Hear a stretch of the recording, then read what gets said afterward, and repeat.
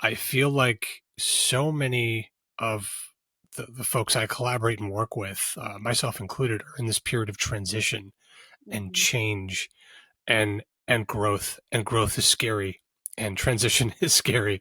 Um, and that's really where I wanted to dive into today. First, with you was, during our pre-interview chat, you and I talked about this moment where you decided to leave Google.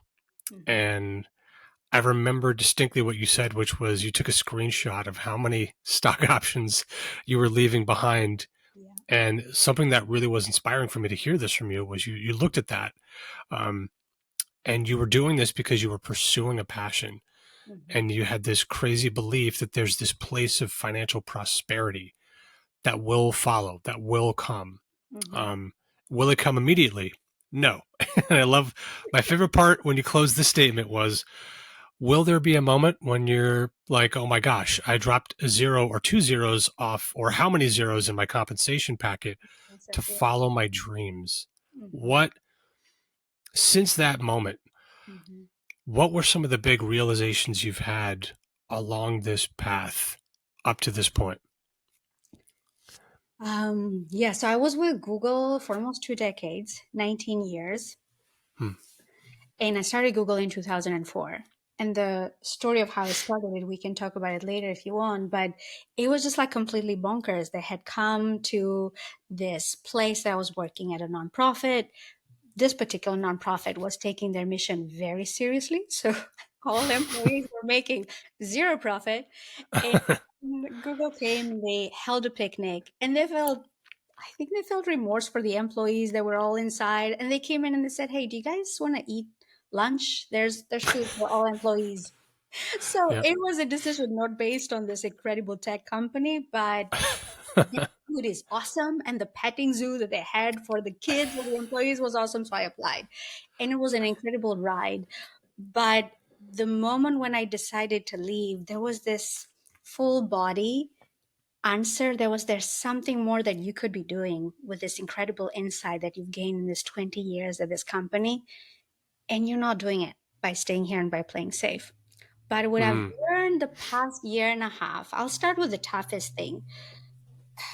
It's not easy. Honestly, I did expect that if I'm following my heart and my passion, that there would be these like voices singing and the path would be open and the answer would be clear.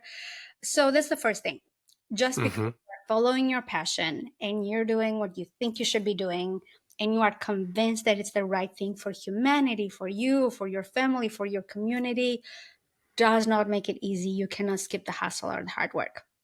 That's the first part. The second part, for those of us that come with 20 plus years of work experience or even 10, and we've just done a really solid job at doing what we do, whether it's in corporations or being entrepreneurs, thinking that those skill sets are going to apply, that's also a belief that can lead you astray. I was one of them. I was like, I got 20 years building this incredible product at Google. Like, how difficult can it be?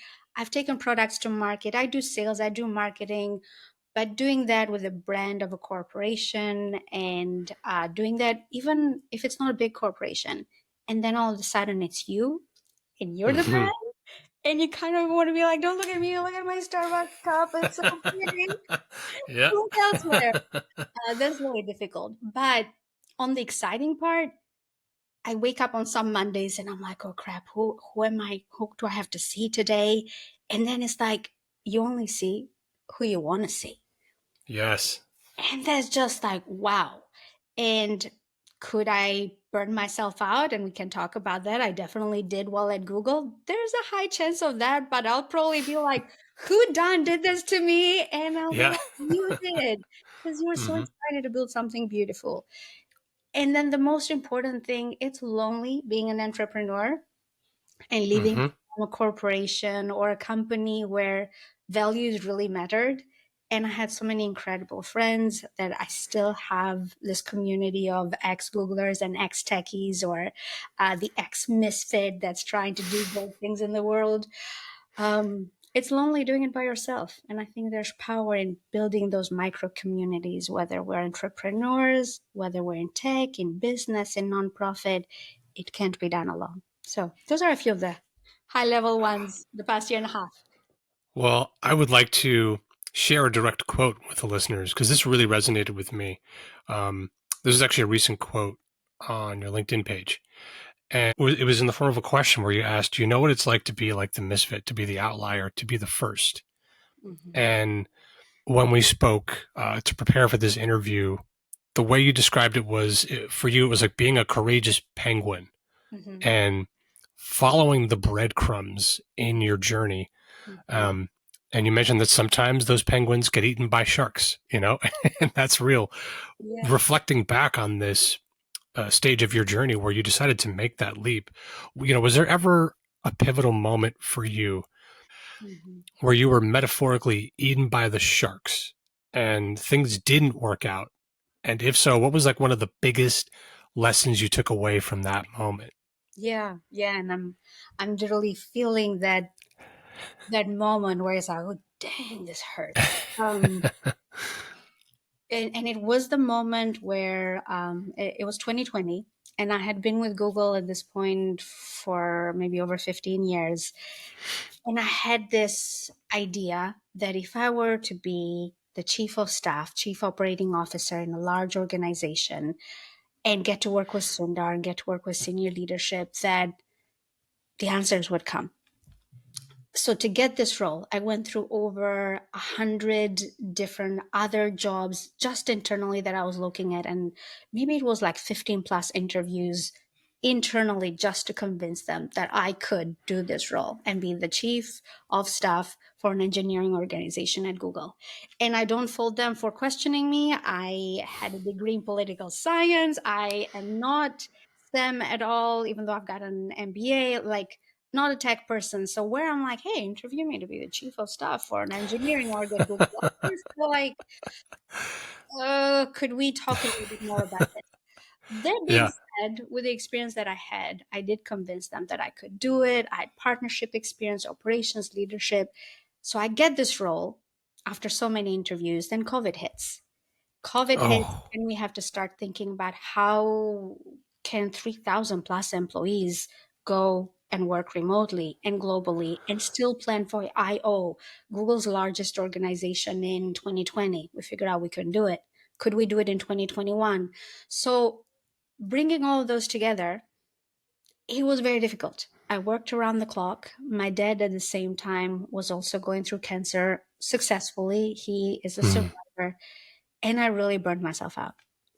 And I mm, remember this moment of being at IO with Sundar and getting an email from Sundar that said, "Thank you, Jonika, for your contributions." And everyone that met me there and thinking, wow, look, this is incredible. In fact, I have a photo with my stilettos and Sundar's presenting, and I'm like, yeah, check these heels out. yep. And I knew that internally, I had literally had to do a bribe with myself that said, you've got to stick through IO. And when this is done, you're getting some time off.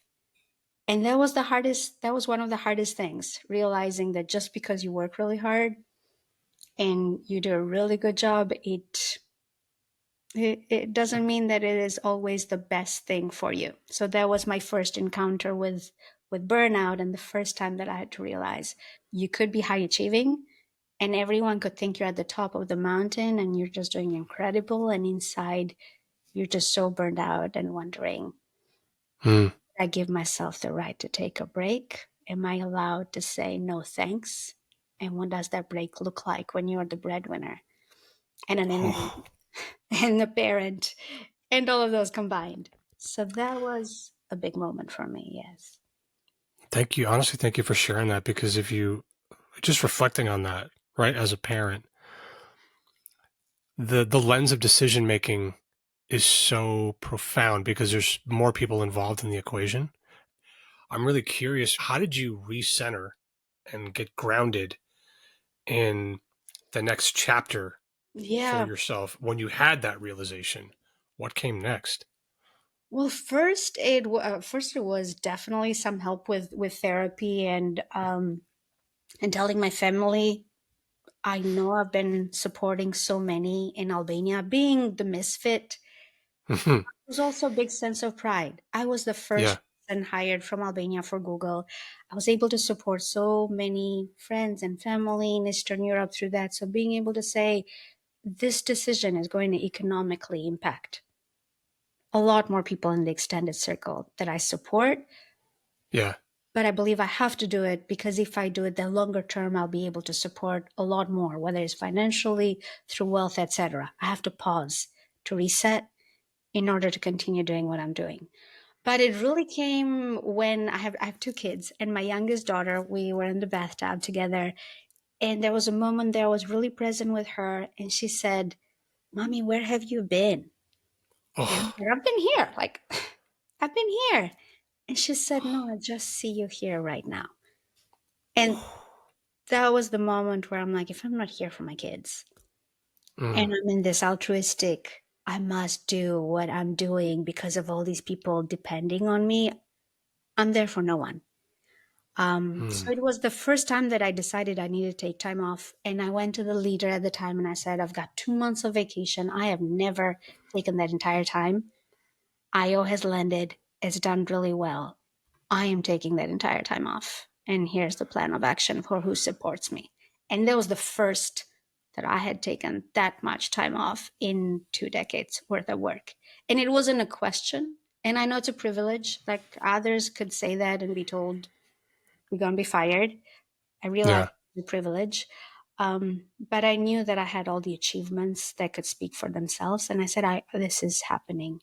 And this is how the organization won't be impacted. But I need to do this and I cannot be accepting no for an answer. And that was the moment of figuring out my heart is excited about coaching, mentoring, growing others, in addition to building products, but first and foremost, building people. And that's how I started to like put things together on the exit strategy. And that took a bit more time.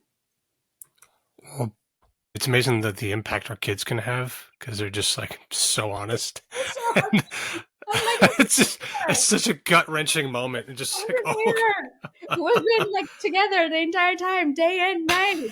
That's COVID. And she's like, no, no, where did this is you different. go? Where were you? Yeah. Oh, God bless. That the power of kids is the contrast they can provide and the perspective. Mhm. I love this because the narrative of the thread and the breadcrumbs keeps coming up. If you look at your trajectory, right? I mean, you went from refugee advocacy to tech executive to executive coach. For Mhm. you, what's been this consistent Mhm. through line, the red thread that's been guiding you all along, Yeah. even when you didn't have a clear map? Yeah, and I've never been, other than I always wanted to be a writer. So people would ask me at 5 years of age, what do you want to do when you grow up? And I was like, oh, I'm going to be a famous author. And so that still remains. Wait out for that book that needs to be published and first written, but that order. It's a process. It's a process. Um, it always was looking at people and being able to see very deeply what they were capable of. I remember Mm. being 12 and my aunts were in their 30s. And then I'd be like this little fortune teller, Aunt, this is what shall happen to you. And I look back now with the wisdom of the 40-plus-year-old, and I'm like, what the heck? I was 12.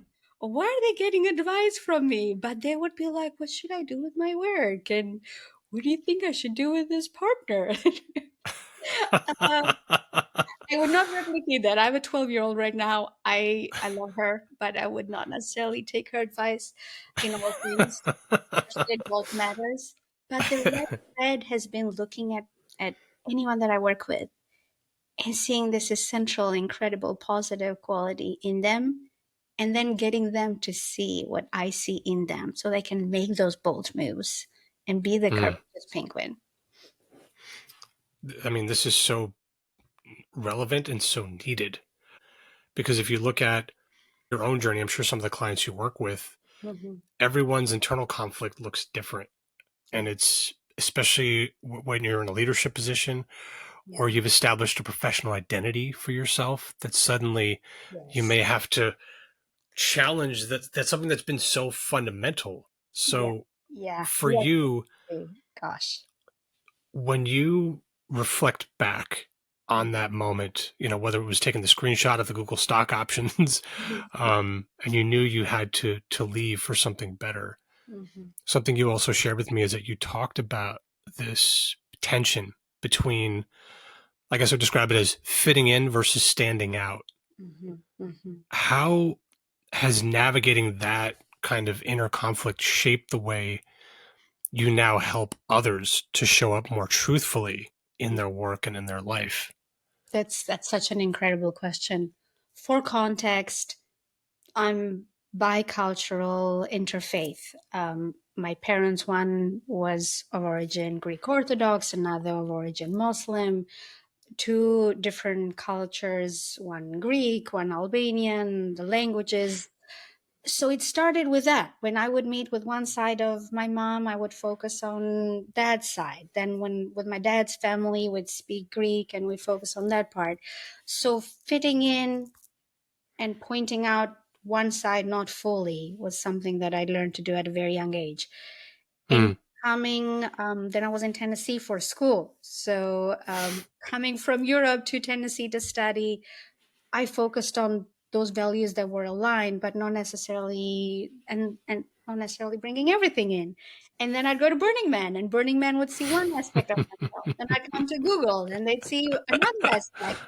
Then yeah. I'd hang out with artists, and they'd see the artist. Then I'd go and talk to the leadership team for IO, and they'd see the Google executive. So the beauty of those of us that are the misfit or are kind of figuring out how do we fit in is that we are hypersensitive to the system, to the Mm, fact that it's not always built for us. It doesn't look like us. It doesn't sound like us. It doesn't have an accent. It doesn't have whatever others think it looks like. And mm, there's beauty in recognizing that. But there's also deep pain in realizing I can stand out, but not too much. I must belong, and perpetually estimating too much, too little, just right takes a lot of energy to do that. And that was mm, one of the decisions why I decided to leave. I didn't want this disintegration of the artist and the Burning Man person and the entrepreneur and the executive. I was like, I'm going to be an executive coach, and the people that don't like a certain persona, then they're not my people. But the people that want to see me as this integrated, authentic, big hearted, and big mouthed immigrant that has firm opinions, then those are the people I want to work with. And, but it's taken, yeah, it literally only happened when I hit 40, when I was like, could I care less? Yes, I could. And I did. I love it. So beautiful. I honestly, there is something pivotal about be turning 40, where Mhm. you're, at least for me, I describe it as like old enough to be respected, but not old enough to not be cool. So like you can still, at least for me, certain opportunities and people that I was, to sound woo woo, like connecting with and vibrating with, were Mhm. on that same frequency. And Mhm. there's something powerful about becoming, dare I say, middle aged, where I Mhm. was like, you know what? I've been Mhm. through enough stuff and I fully understand where I'm going, and why, who I am and what I'm not. And Mhm. I think a lot of what I struggled with, to be vulnerable for a moment when I left Warner Brothers, was very similar, where I'd spent my life on this trajectory of this path and being a producer and a writer and working in the industry. And suddenly, after doing it for 3.5 years, you saw the path to climb the ladder. And I Mhm. was like, fuck, I don't want any of this. So Yeah. I'm really curious to get your insights on the clients that you work with and the different phases of transition or growth they may be in. What are some of the big boundaries that come up for them that maybe keep them playing small or prevent them from taking the leap? Maybe Mhm. those are boundaries in and of themselves, but I'm just curious to get your insight on what you're seeing out there with the leaders you work with. Yeah. There's a few. There's definitely. I mean, everyone is unique, but there's a few that keep coming back. I was coaching a client today. She's got about 30 plus years of work experience, and because she was with, I'll start with the Google experience. Because she was with Google for so long, then she speaks in terms of those levels and that language. And I had to be like, you could be a vice president of operations because of the type of stuff that you've done. Stop thinking about, well, I was level 6 or I didn't get to director. Hmm. Look at what you've accomplished. So that's the one thing where you're like really thinking so much in the company that you've been with, that that is the identity that you're bringing to it. And that identity doesn't translate when you're looking externally. The second part are the folks that are getting a full body no about rising the ladder the way that they've been Mm-hmm. doing it. And by full body no, I'm talking a scream. I don't mean like, oh crap, I have a migraine, my stomach hurts, my shoulders are a bit tight, my hips are wonky. We're talking full flooded scream where you can't sleep, your body's saying this is not good for you, and they're still saying I'll work harder. They're being the working horse. And for those of us in literature, we know what happens to the horse that says I'll work harder. It's Mm-hmm. no spoilers, but it's not a happy It's not ending. good. Not a good story. Right. And then there's entrepreneurs. I'm coaching a few founders, and they're bringing to their small business the same values that they did when they were with Apple or Amazon. Well, that type of leadership doesn't work anymore. You're not leading Yeah. a 3,000 person organization or not even 150. You have a team of 5. And that team of 5 needs to be trusted with your full honesty and your full faith on, do you have funding? Do you have money? Can you take it to product? Could you be real with what's happening? So those are the looking externally, but also looking internally. This I'll share this from a personal story. One of the things to go, we're going to go woo woo because this is woo woo. But one of the things that helped me leave Google, I had this crazy dream, and the dream was about a dragon, and I guess I was the dragon. And but the dragon thought it was a chicken. And this voice says, and literally, like this huge dragon is just looking down and thinking, oh crap, am I going to be like me today, tomorrow? And the dream said, why are you living your life like a chicken when you are a dragon? And it made me think, Mm. how many of us are dragons? But it doesn't matter. If we're like perpetually thinking, where is the sky going to be falling? Is it to the left, to the right? Who's chopping me today, tomorrow? And there's quite a few that, whether it's the system, the culture, the economy, or our own internalized self that keeps us small. And then I do quite a lot of work with folks that have to work with that, and that's where internal family systems comes in. I'm inspired, and I'm trying to get trained in that methodology with Dick Schwartz. So Mm. that's definitely something that I try to bring into people to realize maybe we're both the dragon and the chicken. Chicken. How could you like it? Depending on the day. Depending on the day. And the penguin. We got all the Yeah. animals today. All the vital animals of the ecosystem. Yeah. Um, for so many, and myself included in this, our identity is wrapped up in is how we show up in the world, how we define our value, our worth, perception by others, but also how well we navigate that external noise and how willing we are to go inward. Like within my own business, I found I was really good at doing certain things for people, Mm-hmm. but I couldn't do it for me. Even like something as simple as writing my own website content, right? Which you talked about. Mm-hmm. Like I do a lot of content creation for others. I couldn't do my own because I was too close to it. Mm-hmm. And sometimes the value of that outside perspective is it helps us connect to an internal narrative for us that's so common, but we need somebody else to hear it Mm-hmm. first so they can call it out and like draw attention to it. Like you mentioned, I think it was a retreat Yeah. you had just gotten back from with several it ended up there was like a bunch of Yeah. psychologists in the retreat It was the internal. unknowingly. I just, yes, yes. Uh-huh. And my question that was born out of that moment was where you mentioned out loud the epiphany of hiding and the protect yourself, and you're like, anyway, let's move on. And someone's like, oh no, wait a minute, let's go there to Yeah. that thing. Oh gosh, yes. Do you feel like you've explored that dynamic in that space fully since that moment?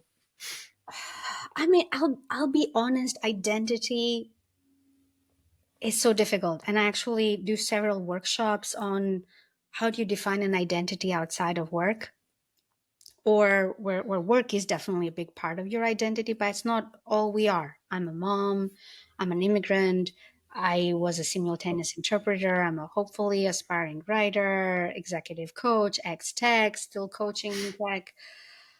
Um, but there's definitely one persona that loves to be front and center, and she's probably super present here. The one that is like, oh, we are polished, we are professional. And every once in a while, I have to be like, yeah, but we're also broken and we're Hmm. burnt out and Hmm. we went through anxiety and a bit of depression and we survived a civil unrest. And could we bring all of those in instead of just leading with that ego boost? But it's hard. Hmm. I mean, Yeah. I'll be honest. It's a lot sexier to lead with, I was chief of staff for a 3,000 person organization Hmm. versus I'm an executive coach and now I fly Spirit. You know, it's not that cool. Oh man. There's a protective part that still is like, Spirit, really? Like, really? Come on. I mean, not to be dissy with Spirit, but you know, But no, I get it. yeah. I heard this some great quote recently, which was, "If you're having trouble defining your niche, it's because you are your niche." And I think a lot of what I've realized talking with great leaders like you for the past almost 10 years now is so many of us struggle with the same things. It just manifests in different ways. And I think what makes the difference is self awareness and the courage to go inward. Like I often reflect on this from the lens of my son, right? With the work that I do and what's going on in the world and all that stuff. And I ask myself this question, which is, what can I do now to prepare my son for the potential world that he is going to discover himself in and maybe define his own path within? And it made me really curious to ask you. You've had one hell of a life up to this point and overcome a lot of things that, quite honestly, a lot of people may give up and be like, let me just choose the easy path. Is there something that comes to mind, like a lesson you would leave to your daughters or just plant for them like a seed as they step out into the world? What would that lesson be? I'll answer it in a roundabout way. So I was asked to go. So my oldest is in middle school, and I was asked to present to a middle school about what is the path of career progression. And I titled it Zigzag is the Path. Because in my case, I had to say no. I didn't have to say no, but I realized I wanted to say no to that director plus path at Google so I could say yes to many other things. So I told my Mm-hmm. daughter I'm presenting in middle school, and the title is Zigzag is the Path, and it's how do you thrive in a tech world with a non-STEM career. And her first thing was like, it's not my middle school, is it? So no. I'm like, oh, okay. I thought you were going to make some jokes. Relief. Really. But everyone that was listening, they got to hear about the fact that over 50% plus of the jobs of the kids that are now in middle school are jobs that don't exist. So you and I, as parents, we cannot tell them this is how you can be a good writer or a good chief of staff or a good chief operating officer or CEO or CTO or all the C's that we know right now. It might not even start with a C for all we know. Yeah. But there is one thing that was helpful for me, and well, more than one thing. One is check in with your body. Is it a full body yes, or is it this sense of excitement that Dick Schwartz calls the self energy? It's like this bubbling of like, oh, I'm excited, I'm scared, but what else is there? So check in with your body. It's a wisdom that we don't often use. The second is look back and see what were the patterns. Have you been here before? Have you been here in a good way?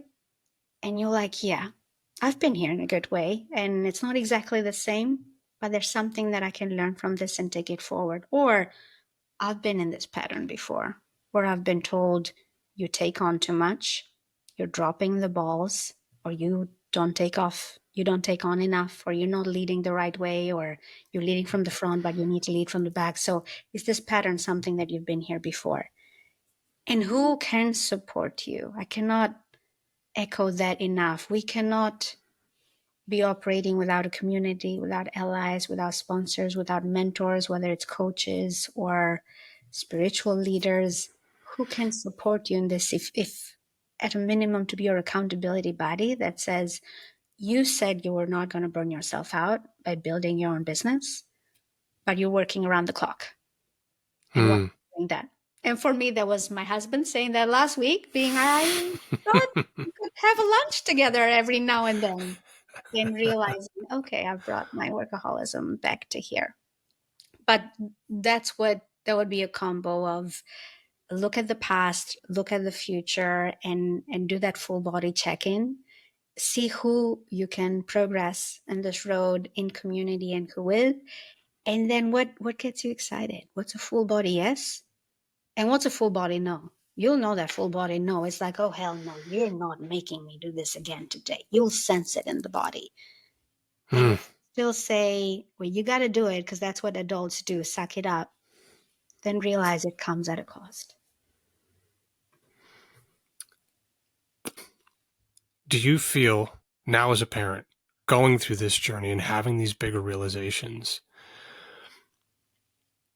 that you've reached the point like you are on the path, you're on the way, even if the niche or the identity may not be like 100% there?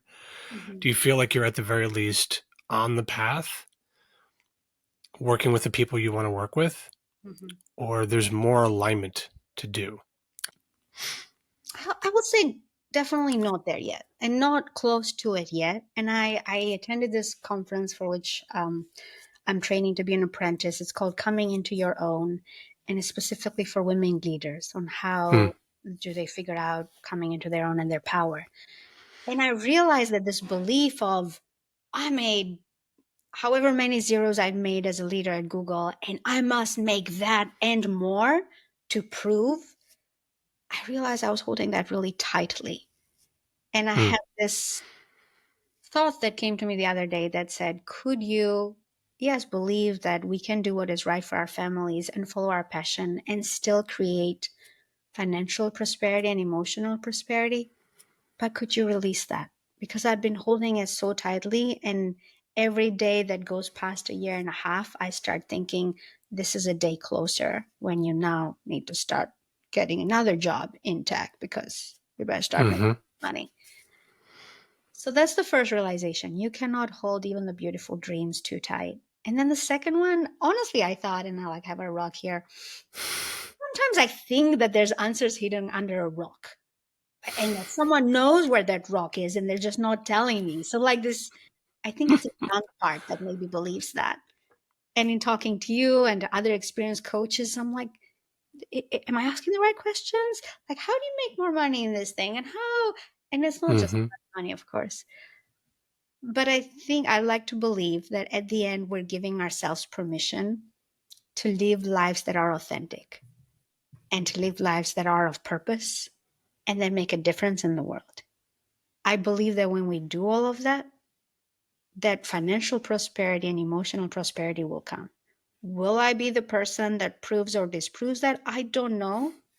But I like to believe I'm giving myself permission to do that for a few years. And it's a lot better to try and fail. At least that's what I tell my clients, rather than to always be like, oh, I wish I had tried that, but I didn't.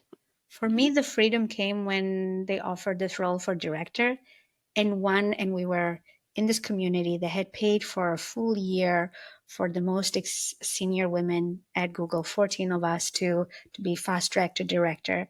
And in the end, we all sat around the circle with the senior executives and everyone was saying, yes, I'm committed. Thank you. Thank you. And a person before me, she said, you know what? I don't want to be a director. I want to stay in this company, but I don't want to be a director. And it was the first time I realized I could say no thank you to something that many others wanted. And I was kind of looked around. I was like, wow, they've paid for Hmm. us for a year. That I got a coach based on this. I have a mentor, executive sponsor. I know what the program costs. Can I say no? And when she said it, She was the courageous penguin. She didn't get eaten by the sharks. We're still friends. And I Hmm. said, I'm also no thank you. I think the path for me is different. And that's what got me into pivoting Wow. internally, to being a chief of staff, to leaving Google, to being with cloud, to doing all the things that I did. That no. But it was freaking scary. I felt it in my stomach. I was like, are you bonkers? I said, no, thank you. Yeah. I find there's a symmetry or a season for personal growth and development. Right? Moments, conversations happen for a reason. Mhm. Like, and if we're really paying attention, they can have the most profound impact on our lives. Period. Just like it did for you. Yeah. Um, I love this. I got to ask you some more fun questions. Mhm. I love asking this one because it's always different, but there are consistencies that show up. And this one is about alternative education. So if you could create an alternative educational experience and teach the top three most important life lessons that we don't learn in school, what would they be? We don't learn at school. Well, let's see. Being a good student is not what gets you ahead.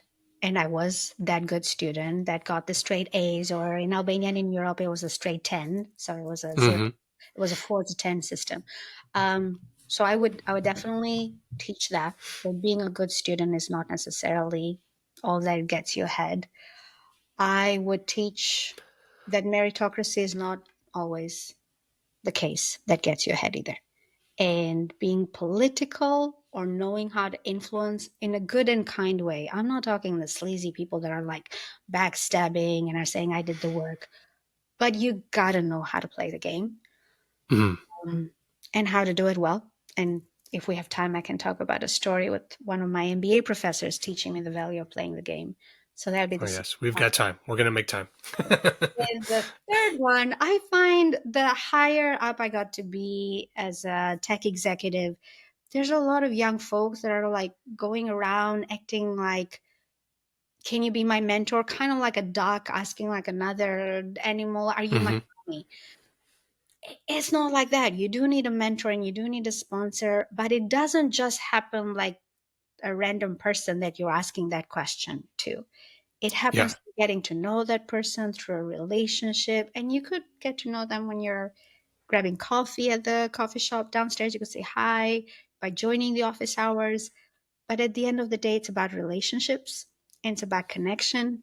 And it's not about that bias for action only. We can get shit done together, Mm-hmm.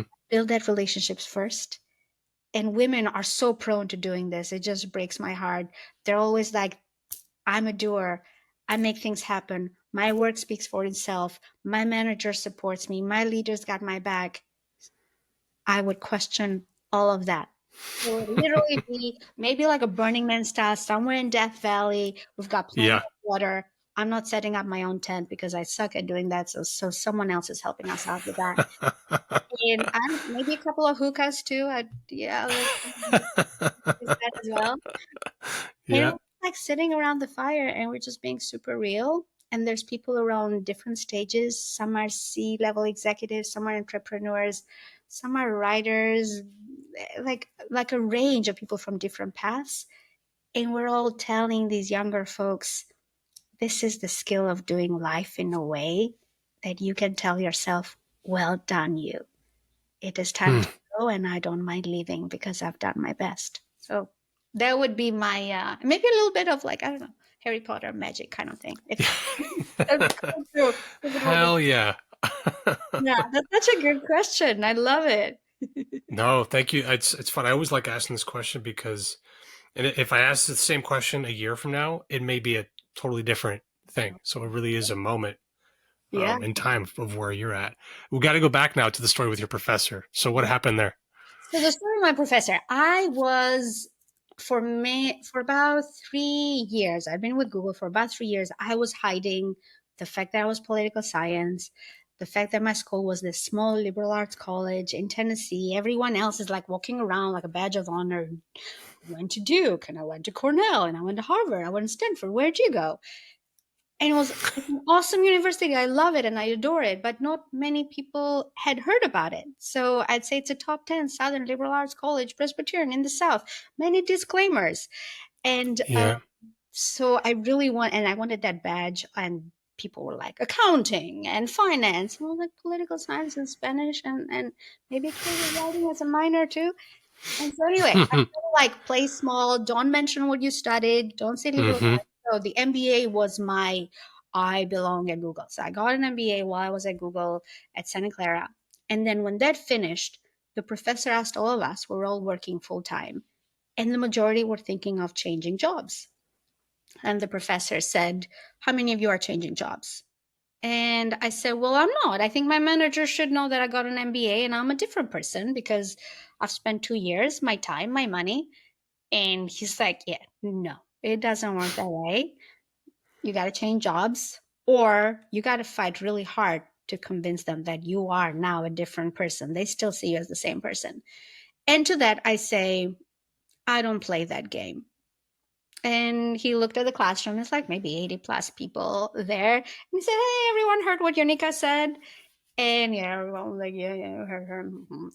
And he Hmm. goes, I just want you to know you're in the game because you are in tech. And you saying I don't play the game, it just means that you're playing it really poorly and nobody wants you on their team.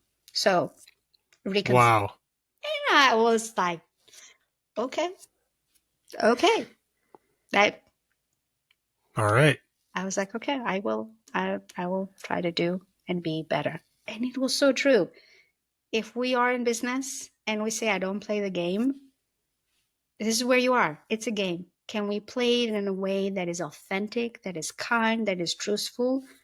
But it's still a freaking game and you gotta play it and let's play it well if we're gonna play it. So Thank you for sharing that story because one, I think the the advice or insight we need often comes in a moment when we really don't want to receive it, and then we go home and maybe we'll reflect afterwards and be like, "God damn it, they called me out, but they were right." yeah. Like those are, it's like the shot of whiskey without the chaser. We need that, the existential version of that in life and in business. Thank you for sharing. That's beautiful. A couple more questions for you. This Mhm, one's a little bit darker. mhm, And mhm, I asked myself this question more as a way to get grounded in the present moment. So okay. now I'll ask it to you. Mhm. Um, if today was the end and you knew this was your last moment on earth, what would be your biggest regret at this moment in your life? Hmm. Biggest regret.